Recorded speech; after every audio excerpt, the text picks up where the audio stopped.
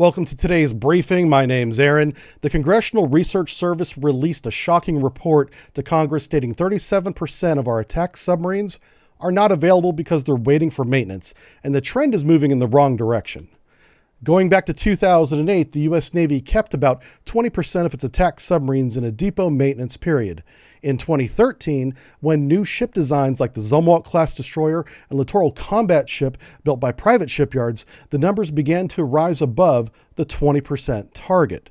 In 2021 was the first time 37% of our attack submarine fleet was not available. And again, in 2023, 37% of our attack submarines are in maintenance periods, leaving only 31 submarines available for service.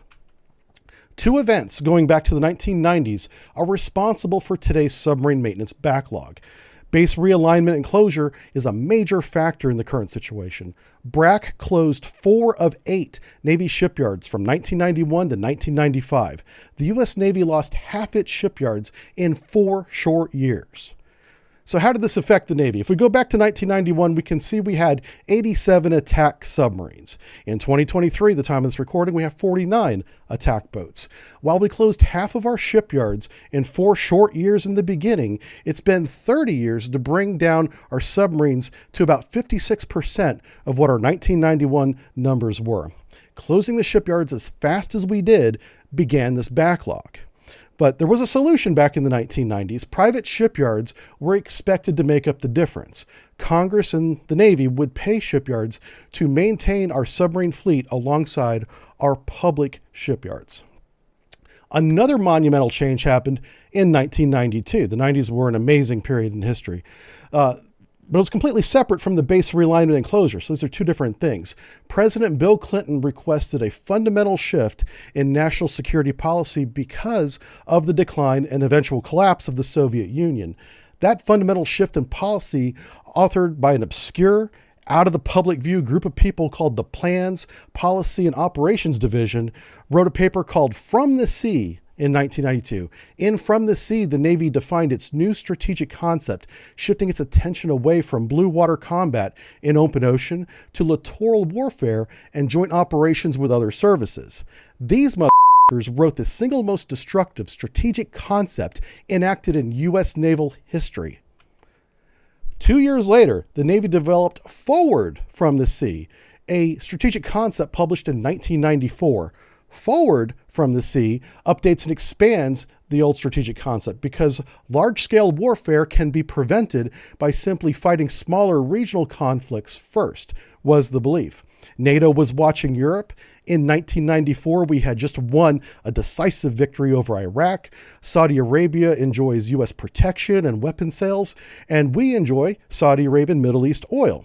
China in the 1990s was a developing economy that provides low-cost consumer goods to the United States. The world is in a good place, and the United States is on top. Signed by the three amigos. Who are the three amigos who brought us the next 30 years of naval policy? It's John H. Dalton, Secretary of the Navy, Admiral J.M. Borda, Mike Borda, Chief of Naval Operations, and General Carl E. Mundy Jr., Commandant of the Marine Corps, who was just along for the ride because the Marine Corps was going to get a substantial increase in funding. Of these three people, I hold the General in least contempt. It's really on the hands of the Admiral and the Secretary of the Navy that caused this.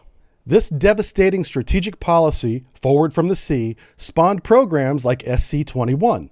Surface Combatant 21 included plans for a power projection ship with 256 VLS and amphibious capability. So it'd be like a flat deck carrier with a dry well for the Marines to come in and out of, full of VLSs on the top. And another idea was a littoral combat ship that was both affordable and had 128 VLSs. Well, what we got was a ship that literally broke apart at sea, another ship with a broke transmission that could only go 15 knots, and a destroyer whose guns didn't work with ammunition we couldn't afford. How does Forward from the Sea and Surface Combatant 21 have anything to do with today's lack of shipyards, you may ask? Well, remember how the U.S. Navy was to outsource submarine maintenance to private shipyards? Well, private shipyards were the ones building the Zumwalt and littoral combat ship classes for much more profit. Private shipyards are not required to take less profitable government contracts. Private shipyards took the contracts that made them the most money. They made more money making new ships than maintaining old submarines. The 4 shipyards the U.S. Navy runs are full. There's no available space. The private shipyards are building new ships over maintaining old ones. This trend of more submarines waiting for maintenance will not change unless more shipyard capacity is created. In 2023, there's no capability to take on emergent repairs. This means that if a ship is damaged unexpectedly, there's no where and no one to repair it. We're using 100% of our public shipyard capacity, and it's still not enough. We need at least 5 public Navy-operated shipyards to maintain today's fleet and a 6th shipyard to catch up on current backlogs. The U.S. Navy should submit a written plan to Congress to build or reopen 2 additional shipyards, and the U.S. Congress should fund the plan right away. There's an example of our shipyard crisis happening right now. The USS Connecticut, a Seawolf-class submarine that struck an undersea obstruction in 2021. She sits pierside, waiting dry dock space to become available. The Navy projects she'll return in 2026. When it takes 5 years to return a damaged ship or submarine to service, that's not the time to find yourself in a naval war with China. The United States needs to reopen or build shipyards now.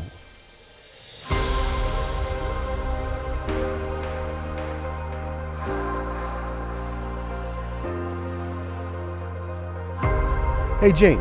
Who do you think works at the Department of Information Plans and Strategy in 1992? I bet you if we found the name of those officers, they would also be on the board of Astral USA, Finnegan Shipyards, Bath Iron Works, General Dynamics Electric Boat. Yeah, I bet you they're all over those companies now. We should look into that.